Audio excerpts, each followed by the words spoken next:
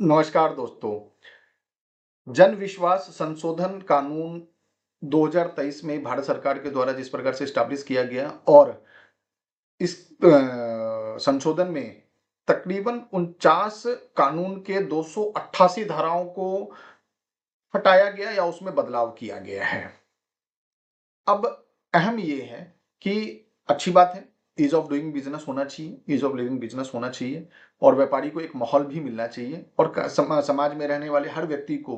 कानून के जाल से बचाने की कोशिश करनी चाहिए और हार्डनेस नहीं रखनी चाहिए। हार्ड के साथ-साथ जहाँ उपाय हो सकता है, उपाय भी देना चाहिए। अब अगर मैं व्यापारी के एंगल से, व्यापारी की तरफ से, व्यापारियों की तरफ से अगर मैं आपसे बात करूँ, तो आज के टाइम में भी व्यापारी कई ऐसे कानून हैं, कई ऐसे धाराएँ हैं, जिसमें उनको डायरेक्ट जेल की सज़ा का प्रावधान दिया गया है, जिससे कि व्यापारी लोगों को इस तरह की परेशानियों का सामना करना पड़ रहा है और इंस्पेक्टर राज की स्थापना अपने आप हो जा रही है इस तरह की धाराओं और एक्ट में, जिसमें कि उनको आर्थिक के साथ-साथ मानसिक और उनके व्यापारिक नुकसान का सामना तो करना ही पड़ रहा है। तो इस कमिटी जो कि जन विश्वास संशोधन कमिटी है, उनसे मेरा एक आग्रह है कि वो कुछ मैं मेरे सुझाव हैं कि कुछ एक्ट ऐसे हैं कि जिसमें कि उसमें बदलाव किया जाना चाहिए व्यापारियों के संदर्भ में, व्यापारियों के फेवर में, क्योंकि व्यापारी हमारे समाज, हमारे देश की वो रीढ़ की हड्डी है, जो कि हमारी आर्थिक स्थिति को बहुत ही ज़्यादा मजबूत और विश्व पटल पर एक शानदार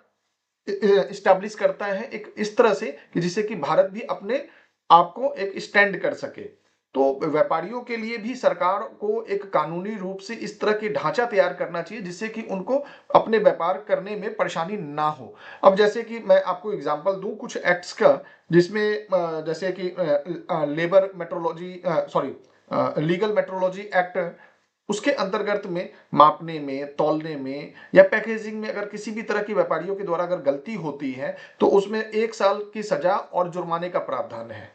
गलतियां हो सकती हैं, आप उस कंडीशन में क्या करें कि आप पहली बार में वार्निंग के प्रावधान को रखें, दूसरी बार अगर गलती होती है तो उस कंडीशन में आप जुर्माना डालें और उसके बावजूद अगर ये कंटिन्यू रिपीट वे में हो रहा है तभी आप उसको सजा का प्रावधान के तौर पे जेल की व्यवस्था को किया जाना चाहिए। तो आई थिंक इसमें आपको एक बदलाव ये जरूर करना चाहिए कि लीगल मेट्रोलॉजी एक्ट में इस तरह का बदलाव होना चाहिए। दूसरा अगर हम लेते हैं फूड सेफ्टी के मामले में जो food safety and standards act में है, अगर खाद्य पदार्थ में किसी भी तरह का नुकसान नहीं हो रहा है तो ही सिर्फ लेबलिंग के मामले में, कंपोजिशन के मामले में, सिर्फ लेबलिंग और कंपोजिशन में अगर गलती हो रही है ना तो उसमें जेल का प्रावधान नहीं होना चाहिए। जबकि आप कहा अगर वो फूड खाने में अगर परेशानी है, वो पॉइजन है या ह्यूमन बॉडी को परेशान कर सकता है या किसी को भी मतलब किसी भी तरह के जीव को परेशानी में डाल सकता है, तभी जेल का प्रावधान होना चाहिए। एक क्लरिकल मिस्टेक या इस तरह की मिस्टेक जिससे कि नुकसान बड़ा नहीं है, सिर्फ एक क्लरिकल मिस्टेक के रूप में देखा जाना चाहिए। जैसे कि आप लेबलिंग ले लें, कंपोजिशन की मात्रा को मेंशन करना हो गया जो पैकेजिंग के ऊपर में है। तो इस तरह के जो एक्ट हैं इसमें आपको ये सुधार करना चाहिए कि इसमें आप वार्निंग, पेनल्टी देन फिर जेल के प्रावधान का रखना चाहिए अगर खाद्य सुरक्षा से खिलवाड़ नहीं हुआ है तो। अब चाइल्ड लेबर ले लें, चाइल्ड लेबर की कंडीशन में देखें तो चाइल्ड लेबर में 6 महीने से 2 साल तक की सजा का प्रावधान है, जबकि कई बार ऐसा देखा गया है कि एक व्यापारी अपने पारिवारिक बिजनेस में अपने बच्चों को बचपन से ही व्यापार कराने की कोशिश करता है, सिखाने की कोशिश करता है, लेकिन वो चाइल्ड लेबर में आ जाता है। कभी कभी व्यापारी किसी अपने जानकार को उसकी आर्थिक स्थिति को ध्यान में रखकर भी काम पर रख लेता है उसके बच्चे को, ताकि वो काम भी सीख सके और अपने परिवार के लिए आर्थिक सहयोग भी कर सके। लेकिन इसमें जो चाइल्ड लेबर के मामले में देखा गया है, इसमें व्यापारी को 6 महीने से 2 साल की सजा का प्रावधान दिया गया है। जबकि इसे इस तरह से ना करके आप ठीक है, अगर लग रहा है कि पहले तो हमें यह देखना चाहिए कि क्या चाइल्ड के ऊपर में किसी भी तरह का अब्यूज हो रहा है, किसी तरह की उसकी प्रताड़ना हो रही है कि नहीं हो रही है। अगर प्रताड़ना नहीं हो रहा है, अब्यूज नहीं हो रहा है, तो उस कंडीशन में आप वार्निंग और सजा का प्रावधान रखें। बाद में वार्निंग के बाद पेनाल्टी, पेनाल्टी के बाद सजा का प्रावधान रखें। ये नहीं कि सीधे उठाया और भाई चाइल्ड लेबर आपकी दुकान पर है, आपकी फैक्ट्रीज में है, आप चलो जी अंदर चलो 2 साल के लिए है। इससे इंस्पेक्टर राज की बढ़ोतरी होती है और व्यापारी भी आराम से बिजनेस नहीं कर पाते हैं। अब कई स्टेट में देखा गया है कि शॉप्स एंड एस्टेब्लिशमेंट्स एक्ट के तहत में अगर उन्होंने अपनी दुकान को रिन्यू नहीं किया है, उसमें भी उनको जेल की सजा का प्रावधान दिया गया है। अरे ठीक है, नहीं कर पाया, मिस्टेक हो गया है, तो आप उनको वार्निंग दे दीजिए, उनको पेनल्टी दे दीजिए, लेकिन आप कंप्लीट उसको जेल डालने की सजा वाला ये नहीं समझ में आ रहा है। तो इसमें सुधार करने की जरूरत है। एक इलेक्ट्रिसिटी एक्ट 2003 है। इलेक्ट्रिसिटी एक्ट में भी कई बार ऐसे होते हैं कि डिपार्टमेंट के सर्कुलर को अगर व्यापारी बाई मिस्टेक अगर भूल जा रहा है, अगर उसे उनके आदेशों को पालन नहीं कर पा रहा है, उसमें भी आपने सजा का प्रावधान रख दिया है। तो इसमें पेनाल्टी का प्रावधान रखा जाए, वार्निंग का प्रावधान रखा जाए, सजा के प्रावधान को हटाया जाना चाहिए। मोटर व्हीकल एक्ट में भी देखा गया कि रजिस्ट्रेशन, फिटनेस और परमिट के मामले में कई ट्रांसपोर्टर भी परेशान है इस मामले को लेकर, जिसमें कि क्या होता है कि इंस्पेक्टर आज की बहुत ही ज्यादा बहुल्यता बढ़ गई है। मतलब बोला गया ना कि अगर मान लीजिए क्लरिकल मिस्टेक है, बाई मिस्टेक अगर किसी से हो रहे हैं, तो आप वार्निंग पेनाल्टी का सिस्टम रखें, जेल के प्रावधान का सिस्टम ना रखें। नहीं तो क्या हो रहा है ना कि इससे व्यापारी शांति से काम नहीं कर पा रहे हैं, एक खुले माहौल में काम नहीं कर पा रहे हैं। तो ये माहौल हमें देने की जरूरत है व्यापारियों को। कई अगर इसके अलावा अगर मैं आपको बताऊं, आईपीसी की धारा 411 जो चोरी का माल खरीदने के मामले हैं, अगर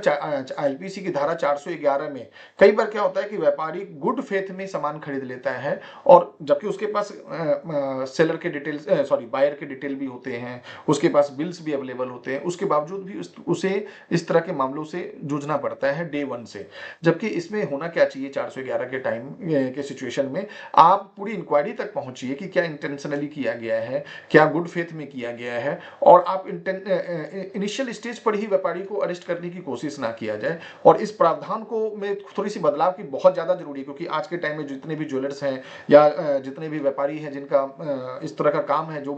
तो आप समझ सकते हैं कि गुड फेथ में भी व्यापार होता है, और गुड फेथ में उसको बाद में पता चलता है कि इसमें ये चोरी का सामान था। तो इसको ध्यान में रखा जाए कि व्यापारी को पता था कि नहीं पता था, इसे प्रूफ करने में ही हालत खराब हो जाती है व्यापारियों की, और वो परेशान हो जाते हैं, जिसके कारण वो व्यापार नहीं कर पाते हैं। तो हमें एक ऐसा माहौल देना चाहिए, ऐसा एक्ट देना चाहिए कि उन्हें पेनाल्टी, वार्निंग का समाधान देना चाहिए। हाँ, अगर कंटिन्यू कर रहे हैं तो ही हमें उन्हें सजा का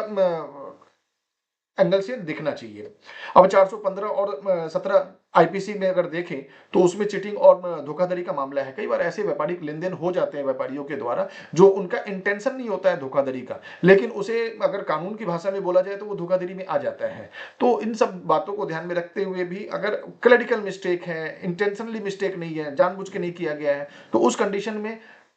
इस कमेटी को ध्यान देकर जो सजा का प्रावधान है, जो जेल का प्रावधान है, उसको हटाया जाना चाहिए। व्यापारियों के ऊपर में जेल का डर नहीं होना चाहिए। व्यापारियों के ऊपर में फ्री हैंड अगर आप व्यापारी को देंगे, अगर टैक्सेशन सिस्टम में सुधार किया जाए, अगर टैक्स कम किया जाए। आज देखिए दुबई की सिचुएशन देखिए, दुबई के में आज जीरो टैक्स के चक्कर में दुबई का डेवलपमेंट कितना हुआ है। तो मैं यही बोलना चाह रहा हूँ कि देखिए, वीडियो तो बहुत ज्यादा बड़े बन सकता है इस पूरे कंप्लीट टॉपिक के ऊपर में, लेकिन मैं बहुत ही संक्षिप्त में और भी कंप्लीट करना चाह रहा हूँ कि जो जो मैंने आपको एक्ट्स बताए हैं, इस एक्ट से मैं उम्मीद करता हूं इन कमेटी के द्वारा के पास कि आप इस एक्ट से जेल के प्रावधान को हटाएं। व्यापारी हमारे देश की आर्थिक रूप से मदद करते हैं, रोजगार को मदद करते हैं, टैक्स में मदद करते हैं। तो आप इसमें जेल का भय ना रखें, ईज ऑफ डूइंग बिजनेस के प्रावधान को रखें, ईज ऑफ लिविंग बिजनेस का प्रावधान रखें, और जो आपके कॉन्सेप्ट है उसको ध्यान में रखते हुए इस एक्ट में बदलाव करने की मैं उम्मीद करता हूं। नमस्कार।